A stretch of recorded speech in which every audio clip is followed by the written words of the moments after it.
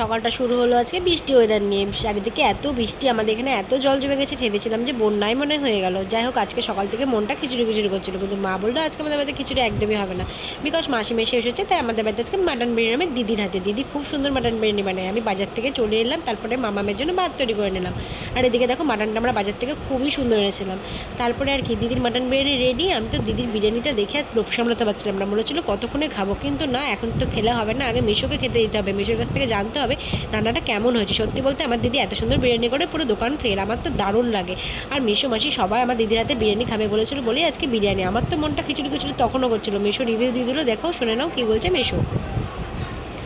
যাই হোক, তারপরে আমি খেতে বসে পড়লাম। দুটো মাটন নিয়েছিলাম, একটা আলু। আমার তো রিচ খাবার খাওয়া বারণ, কিন্তু কী করা যাবে, আমি তখন খেতে ভালোবাসি, তাই একটু খেয়ে নিলাম। তারপরে কিছুক্ষণ পরে মেজ দিয়ে আবার আমার জন্য খিচুড়ি নিয়ে এসেছিলো। খিচুড়িটা আমি রাতে খাবো, কারণ আমার তখন বিরিয়ানি খাওয়া কমপ্লিট। যাই হোক, আমি খেতে থাকি, তোমরা আমার চ্যানেলটাকে সাবস্ক্রাইব করে দাও। টাটা, নেক্সট ভিডিওতে দেখা হচ্ছে।